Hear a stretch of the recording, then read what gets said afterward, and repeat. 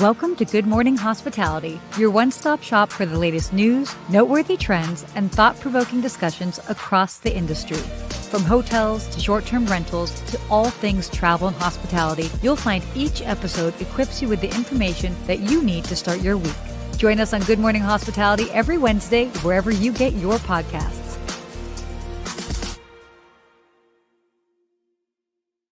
Well, good morning. Good morning, Sarah. Good morning, you? everybody. It's I'm nice. feeling good. Yeah. I'm feeling energized this morning. I've changed the way I'm you're feeling eating, energized. working Very out, cool. feeling good. Okay. Into You know? that new year, new vibe energy, huh? Yeah, I had to start off the year the new way. I was like, man, after the holidays, I was like looking at me, I was like, who's this guy? I don't recognize this guy. We need to get back in shape here. Oh man. That's what life is. It's always a series of check-ins. So whether it's like, hey, checking in, figuring out, what you're eating, what you're drinking, what you're doing with your work, all of that. It's always healthy to do it. So good for you. Yeah, I feel good. Dry January, getting in the gym, pushing some steel around, getting this chassis a little stronger. Yeah. Oh damn. Oh damn. All right. Well, we are bringing that early morning energy. Early morning energy today. I mean, maybe not that early for you. You just got that morning energy. Morning. I have the early mid-morning energy over here. Oh my God, that's hilarious. Hey, for everybody that is joining us live, let us know where you're joining us from. I'm back in Los Angeles, so I want to see who's watching us from furthest away. That's what I like to see. That's always cool to see which countries are watching. Ooh, always exciting. So while people are kind of hopping on and joining us, let's talk about your book. Okay. Yeah, I'm ready. You have a copy right next to you? I realize my copy is not in arm's reach. It's Hospitality Unlocked. Boom. The advice, strategies, and insider secrets from 75 of the world's top hospitality leaders. Available now on Amazon, paperback and hardcover and Kindle. Love it. By the way, so excited and proud of you. I love the formatting of it. I was taking a peek. It looks great. What do you feel like your biggest lessons were from doing that book? There's two. So there's lessons in the book. Yeah. But the actual lesson of making the book is like, you just have to grind it out. Like there's days where you're excited to do it and get down there and start writing stuff. And then there's other days where I was talking to you, I was like, man, it's been sitting there for a month and I have not done one thing with it. Mm-hmm. But it was my goal. And then, I talked to you a little bit about it. Some others I had books, but you really guided me. It was really like, once it's out there now. And now people are buying it every day. And I see like, 4 or 5 a day. I'm like, wow, this is so cool. And people sharing it now that I don't know. Right. And so that's something that I did not expect to make me feel, how do I say, like just grateful. Like, wow, like people actually care and they're sharing quotes and they're sharing the book with others. Like it's such a cool vibe because when I was doing it, I was like, who cares about this? No one's going to care. I remember I told you, I was like, it's terrible. People care. This is the worst book ever. Oh my gosh, I love this. I love because that's the whole thing. The process of doing a book, it is a beast. It is a beast. It is so hard, but I think the coolest thing is, again, as you said, seeing when people get it, they read it, what resonates with them. And that's awesome. And then some schools are like professors are recommending it. So they wrote to me, a couple of professors at different schools saying, hey, we recommend it to our students. I'm like, wow, this is wild to see that this is getting out there now. And it was nerve-wracking because I didn't share it with anybody like on purpose. I didn't want to hear everyone's opinion because I started to share it like with my family and they all had opinions. Like, everybody has agree with that opinion, right? And I'm just like, let me get this thing done. Let me put it out there. And one tip I want to give everybody is just print out the book and then look through it. For sure. I didn't do it that way. Like I looked at everyone individually. So I had 75 experts, put them together. And then I was like, I use a lot of the same words for everybody. And so I had to go back and change it last minute after I had already announced the date that it was coming out and Amazon had already approved it. So I had to make changes. And there's a lot of little things in there that I will do differently next time. Yeah, I mean, look, it's all a work in progress. It's a big thing. The big lesson also is that people are forgiving as you kind of figure it out, whatever. I mean, I found typos after the fact and I'm like, there's a font difference on one of the pages that no one Yeah. will notice except for me. And then It's there's crazy. It is so crazy. It is really challenging to do, and it's like I had to really put, like, my ego to the side and be like, "Okay, I don't," like, it's a big feat in and of itself, like, and I mean, I had so many people review it, and I don't know how we all missed the, whether it's the typo or the flipping of a word or whatever it is. So there's a yeah, lot. But what I would say about this, and thank you for bringing it up because I didn't know we were going to chat about it, is that I love that I still use it now. I wrote it and now I'm flipping through because it's made to like just kind of get you motivated, and I yeah, really wrote it for myself. And so I like quotes, and we use quotes on our show. So, all right, this guy said that, he went through that, I can get through this too. yeah. Or, wow, that's some good motivation. That's a good idea. Let me work on that. And then another insider secret, it says 75, but there's actually 76. So I'll give you some extra value. Whoa, I okay. Oh snuck my someone in last minute, and I couldn't change it to 76. So Oh my there's God, an no, it's extra fine. bonus in there. You could just did you call it? Well, I have to look. I'll look at it because I have it No one downstairs. will notice. There's no one counting. Like, let me see how many names are in here. You'll be So surprised. there's an extra one, someone I snuck in who That's okay. I value a lot. Oh, that's cool. I love that. Yeah. Yeah, that's great. So, Well, yeah. we'll definitely need to keep sharing the link to the book and all that. Yeah. Love Stephen Sinclair joining us. Always a fan. Suburbs Stephen of Sinclair. Chicago. Woo, that He's must got be your great. book. I will Yes. send you. I need to get you a signed book, Stephen Sinclair. Add to your collection We of will make that hospitality happen. books. I'm sure. All right. Why don't we go ahead and get started on some interesting topics? Let's do it. Because We got we some got good some stuff today. Yeah. The first one in the world of hotels, Starwood Hotels. Remember them? Making a comeback.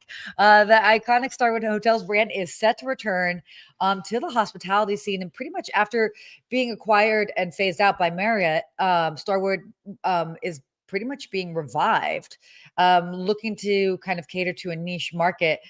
And really, it's looking to be pretty interesting. I don't know. I'm kind of excited for it. I mean, obviously, people love the brand. Yeah, I'm shocked that Marriott would allow them to use the Starwood name again. There must be a loophole because I was thinking that too. I was like, really? This is because Barry Sternlicht is the guy who created Starwood. He's an amazing hospitality legend, would say. Like, he created Starwood from nothing. By the way, and he's the current chairman of SH Hotels, so like One Hotels, etc. And so now Starwood is going to wrap up SH and all the other brands that they're doing. So that's how it's going to really take off, because now they have a good base. They're going to revive Starwood. I don't know all the details yet, but I'm trying to find some out because we know a lot of people working in those brands. And so really now I'm curious to see what they do, because I really am surprised that they would allow them to use Starwood. Maybe there's just like a certain amount of time they couldn't use that name, or he bought the rights to it again. That's what I was thinking. And hopefully he'll build it back up and then sell it back to Marriott again. See what happens. But he created the W, like he's, he created at Westin the Heavenly Beds. Like, he's done all these things to really push the industry forward. So he knows what to do. He created the One Hotel brand, Barry Sternlicht, right? He knows how to create brands and get them up and running and get them to grow. He knows how to put people in place, like our friend Raul Leal. Yes. Now building up SH. Love that. They know what to do. So this is huge news. I'm really interested to see what they create. Yeah. Oh, completely. It's gonna be really interesting. I mean, it was a very loved brand and people were into it. I know people felt very strongly when it was, acquired. So cool. It'll be very, very interesting to see how it all plays out. But this was definitely like, I was so surprised. But, waves across the industry. And there's a lot of diehard people, because it was two different brands. I remember when they merged.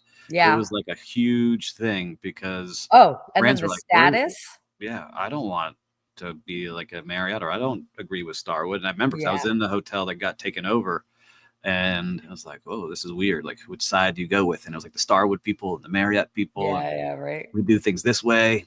So I'm curious to see what happens now.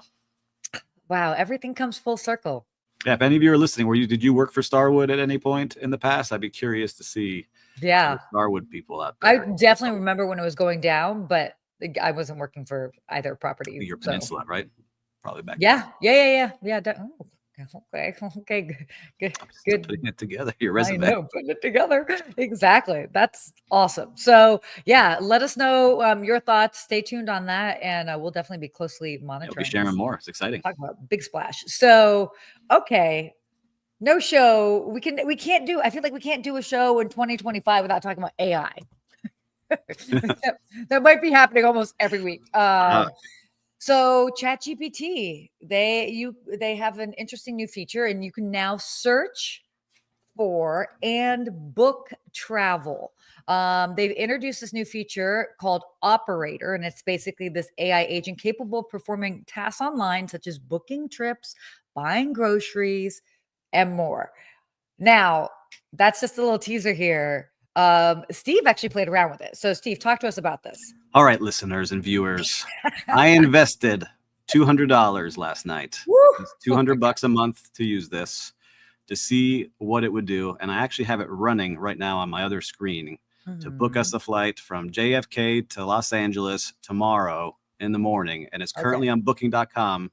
And it looks like someone's using a mouse to go on the screen and is doing it Oh as my I'm gosh. talking to you, selecting the dates, looking at options, and it's going to present it all to me here shortly. So I wish I would share the screen next time, but I will Yeah. do Oh a my gosh. Zoom. Yes. Next time, please do. I'll share it with you after because it's doing it like a person would do.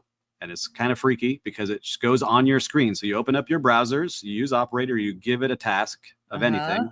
Since we're talking about travel, we're doing travel. Yeah. Yeah. It opens your screen and it starts going through. So I'm looking off to my peripheral of different screens jumping in and out of the frame. And it's pretty wild to see how it's working. That's So crazy. it's pretty interesting what's happening. And I'm seeing from Will, he said I could share my screen. And maybe you want to see what it's doing? I'm Yeah. happy Yeah. to. Yeah. Please share. This is crazy stuff. Share my screen here. Let's make sure I don't have anything top secret going. I don't think you do. It might also just be your browser. Maybe. So here is what it's doing. It's Okay. going through and you see it kind of making, hold on, it's filtering for direct flight options. So it tells you how it's thinking Okay. and what it's doing. And it starts doing it. Like I'm not touching this at all. Oh And then wow. it gives It's me just the like going options. through. It's having a whole conversation. Okay. Yeah. Would you It's like me to it's book loving these JetBlue. flights? Yes, I want you to book these flights. Did you give it these? Oh, which flight? I was about to say it's going to ask you which flight. It gave you three Number options. 3. Look, see, I'm as smart as AI. Yeah, you are. You see? Kidding. And so now it's thinking and going in to This is booking.com. wild. I'm not touching anything. Okay.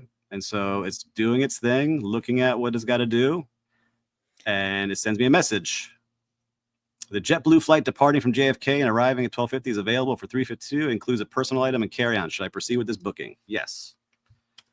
I don't have my credit card booked in there, so it might No, say it's to okay. log in. You also, every time you book a flight, you do have 24 hours to cancel, get a full refund. Just as a friendly reminder to everybody. You're welcome. Yeah. So again, I'm doing nothing.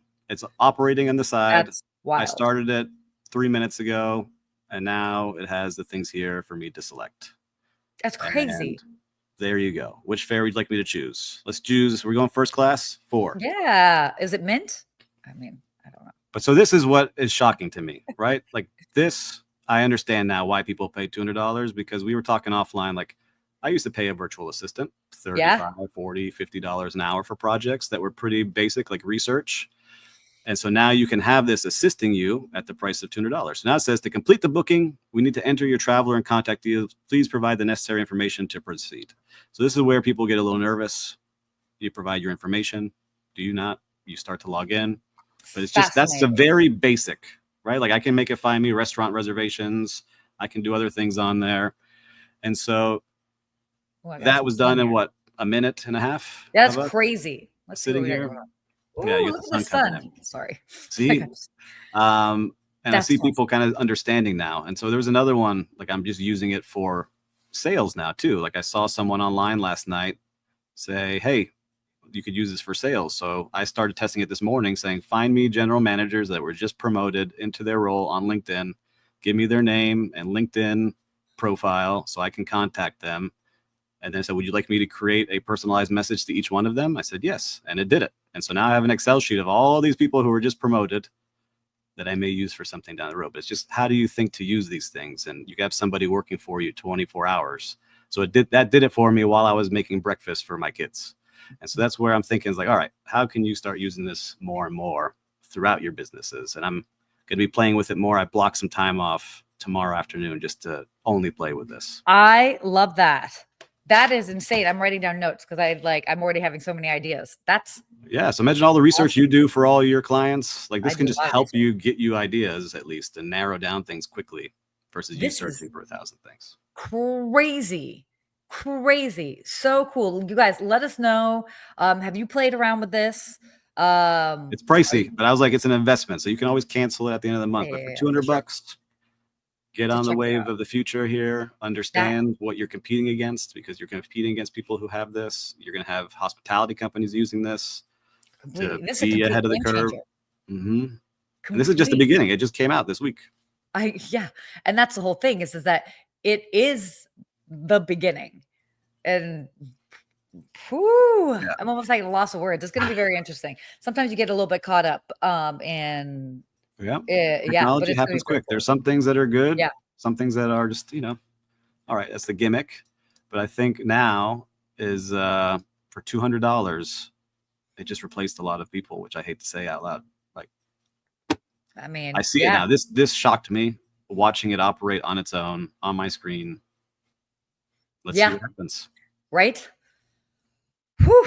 Interesting stuff. So I'm actually going to be playing. Now that you said that, I'm going to carve out some time, if not later today, tomorrow. To actually, I have to do it later today because I need help with stuff. So I'm like, we'll anyone that has a business that you're the middle person because you are helping save someone time, right? Which we do a lot of. You are now at risk, and so I would advise all of you, if you're one of those middle people helping people save time, focus on it. Because like my kids now, like I'm not going to tell them to go study coding or to be an accountant or there's just so many things now that this will do for people. So anyhow, I just think hopefully this will do all the work for us and we can go be artists and creatives and think about stuff like in the Renaissance, right? Let's see what happens. Totally.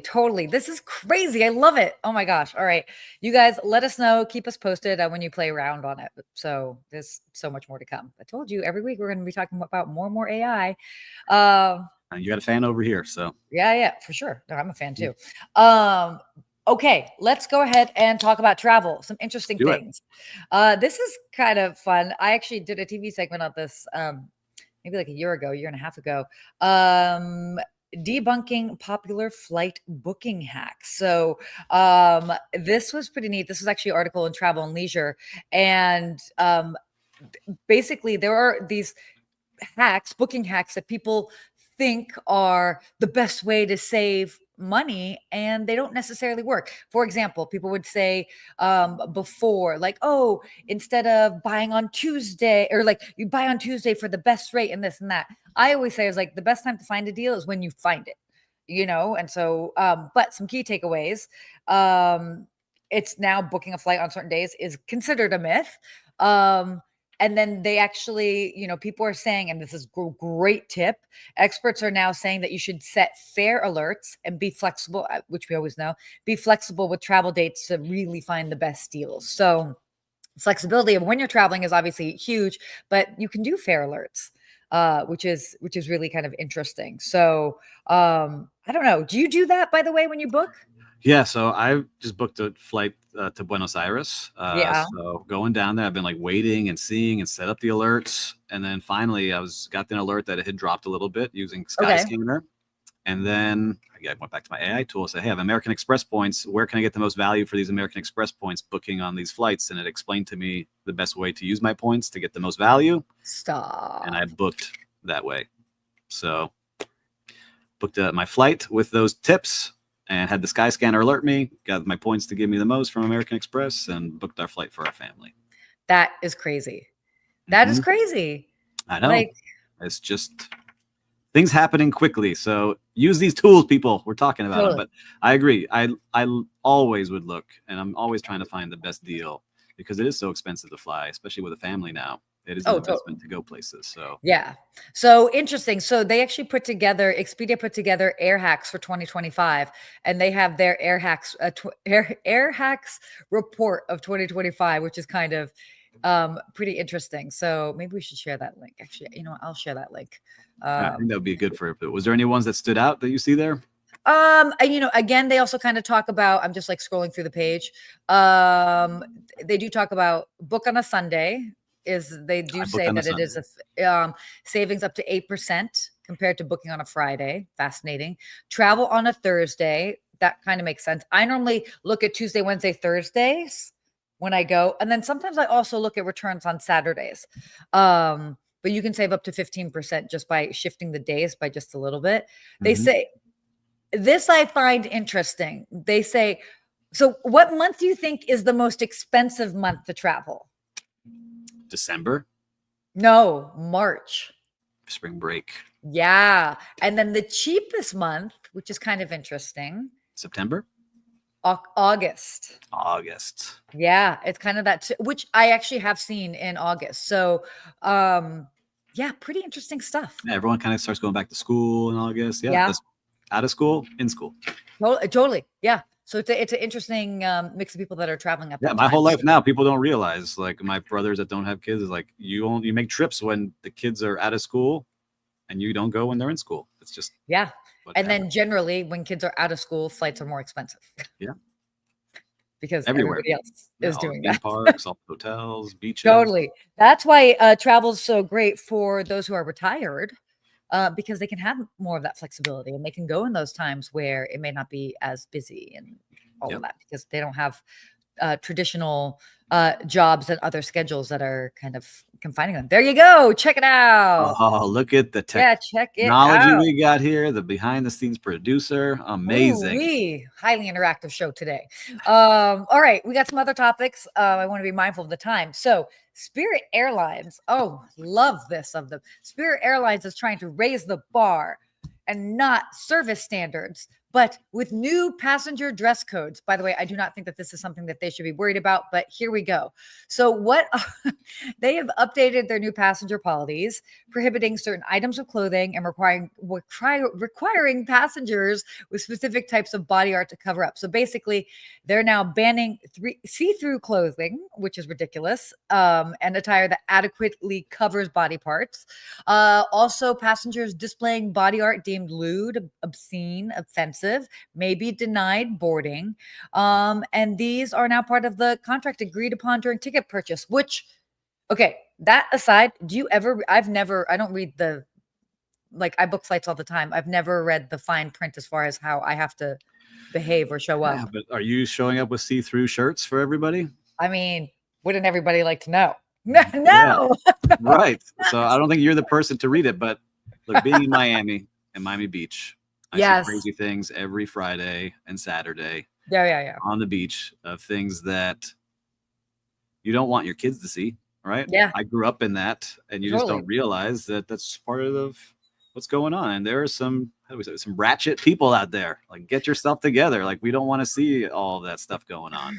I just think it's funny that a ratchet airline came up with the ratchet. They're like, that's too ratchet for us. That's what's going on. And so, everyone deserves to do what they like, but they had to respect the community here. We're a community as a whole. Yeah. Not everything you like should be done for others to see. And so I understand maybe what they're trying to do. I get it. But it's hard to enforce. And I just know from being at a resort in a hotel, like you and I talk about, like people walking around in robes and showing up to breakfast with a thong on and walking around when everyone's having breakfast. And usually the people that do that are the ones that you don't want to see that way. Yes, always. It's always the case, right? But there's always somebody forever. There's someone for everyone, right? Anyhow, I get what they're trying. It's not going to go well because they will try to enforce it with somebody, and then they're going to film it and say that it was my weight, my race, my gender, my religion, my tattoo, whatever it might be. It's going to be interesting to see how they do it. And I feel bad for the team that has to enforce it, but I'm wishing you all the best. Yeah, it's going to be tricky, but we'll see. We'll see how people end up responding. I mean, it's just... Well, I do have my fishnet t-shirt that I wear. Stop. It better be neon and glow in the dark. That is what I'm saying. Oh my gosh, that's what they should do. No, they should absolutely not do that. But I was going to say they should put like black lights and have everybody wear neon. And then it's like, nobody needs to have any black light stuff happening on a plane. What? It's crazy. right? I agree with you. I mean, good luck, Spirit. I wish you the best. I hope it works. Yes. Good luck, Spirit. Very good luck. All right. Well, another airline, JetBlue, and I have some JetBlue stories. They are now accepting Venmo payments, which is kind of interesting. So they're the first airline to accept Venmo as a payment option for flights. So basically, when you're booking your flight, normally where you can put in your credit card, Apple Pay, whatever, they soon you're going to be able to, you can use Venmo, and then soon now on your phone you'll be able to use that to purchase flights. So they're trying to simplify. It's interesting. There are a couple people I know that keep a good chunk of change in their Venmo accounts. I know people that use Venmo accounts almost like a bank account, which I have so many. Interesting. It makes me uncomfortable because I feel like, is your money actually protected? But yeah, I mean, people have money. I get it. Yeah, that makes sense. Like I have, when I do my events, I allow people to pay via Venmo live in person, and I have money just kind of sitting in there. But tipping and like other stuff that people do, like sharing, getting paid back. Some people also look at their Venmo accounts as their sort of, it's like their fun account. It's like money that they don't really think about, So it's like, oh, it's like I didn't lose this money anyway because they'd already paid out for something or whatever it is. So it's actually kind of smart what they're doing. I like it because it allows me to pay for using my business credit card on things that people usually don't accept credit card on. And so that's what I use for, like my office rent and some other things. Like people allowed me to do that. So yeah, no, definitely interesting. I will just say this about JetBlue. Love this move. Mint. I booked some flights for somebody last week on Mint. Family of 4 could choose all 4 of the seats going out. On the return, I could only choose seats for 2 of the individuals. The other 2, they were like, oh, they can get their seat assigned at the airport. And I'm like, this is your premium cabin. Why can they not choose? First of all, I'd almost understand if it was like that for the whole group, but only 2 were allowed to select seats, and the other 2 had to just find out when they got there. Now, of course, they're like, oh, but they're families, so we'll do our best to keep them together. And it was all in their Mint cabin, so there isn't really a bad seat in the house. But it was so bizarre to me. Like, if you were basically paying for a business or a first class equivalent, you don't want to play seat roulette, right? But by the way, I will say this: JetBlue is not the only one that's doing more and more. British Airways on their business class, I had to fight for seats for another client of mine. Thank goodness we did code share with American. They had a lot of American points. We were able to kind of like backtrack the system. But I'm like, we're paying for a business class seat. Like, give them a seat. Choose my seats, yes. So weird to me. Or if you're going to be cheap and be like, oh, you can choose it, but you have to pay whatever, more money for it. That just seems weird. It's just like bake it in. So bizarre. I agree with you. Especially now, like you can't choose your seats unless you go to the next price up on the ticket. Then we allow you to choose seats. Yeah. No. So like, all right, what am I supposed to do with my kids? Like, sorry, good luck in the front. We'll see you later. Totally. It's so crazy. So yeah. Anyway, let us know if you are seeing that. If you've encountered any of those situations, it's kind of wild. Wait, do we have time for a quick real-time recap? I think so. Yeah. Okay, cool. Perfect. You want to go first? Let's think about this. Where did I go over the weekend? I'm losing track here. I have one. Yes. We talked about my book, Hospitality Unlocked. It's not here, but I went to a place called Postman's Books. I'm a big thing about bookstores right now. And it just opened up in downtown Miami where there are no bookstores. And it's just an amazing place. They're so friendly in there. They you walk in, they ask you what you're looking for. They kind of show you some options, and they do it all in person for you, even though it's busy in there. And I like the vibe. They got the music right. They got the smell right. They got the books around. Oh, that's nice. Good job. So you find hospitality in places that are not hotels or restaurants or cruises. I always love seeing that. So shout out to Postman Books in Miami. Oh, that is cool. That's great. Again, there's hospitality everywhere, just depending on if you're looking for it or not. I was in New York, for those that followed along my adventures. I feel like every week is a new adventure, guys. And I stayed at a Courtyard Marriott right by the Javits Center. And I didn't necessarily have high expectations just because it was where, the show put me up, all that. And they were great. Not only was their service awesome, the rooms were fantastic. I mean, I definitely did. I mean, I did not have high expectations, and it was a really phenomenal property to the point that I'm like, oh, I would completely come back and stay here again. They were every single person was just, I mean, they were really nice, very helpful. Speaking of books, I had a bunch of books. I had to receive a bunch of books. I had to send a bunch of books home. So that was always, I was like, oh God, like please tell me that they're going to be able to help and all of that. Thank goodness, because I didn't want to have to lug around 30 books around the city. But shout out to the team over there at the Courtyard Marriott in Midtown West. Yeah. Very and nice. Pro tip, get a room with an empire view. I could literally look at the Empire State Building from my bed. It was fantastic. You see, it's not always a luxury hotel. Like, we were lucky enough to visit some of these ultra luxuries, and sometimes those, you know, the standard, just great place to stay. And they do a great job in there. Oh, good job. Totally. Yeah, I definitely am not opposed to that at all. So always a fun time. Okay. Hospitality quote. Do we have it ready to roll? Would you like to start this? There is no hospitality like understanding, by Vana Bonta. If I said that right. Vana Bonta? Bonta? Vana Bonta. I'll take it. Right? I like that. There's no hospitality like understanding. How does that hit you? What is it when it hits your ear? What do you think about? I love that, because when you think about hospitality, it's all about connection. And what's the root of connection? You're having this understanding with somebody. You're understanding whether it's their way of thinking, who they are, what they need. And I mean, it really boils down to the root of what it is. So, I mean, to me, it makes me feel like hospitality is feeling understood. Exactly. So I love that. Well, there you go. Well, I understand we've come to the end of our show today. And it's been a pleasure hanging out with all of you out there today. We covered a lot. I'm excited to play more with this AI operator. Yeah. We should both like report back next week. I think so. Sign up today, Sarah. Let's keep giving OpenAI our money. But I want to see how we can use this to stay ahead and teaching everybody and making sure we know what's going on out there. Definitely. Well, until next time, we will be we'll be AIing. So stay hospitable, everybody. We'll see you next week.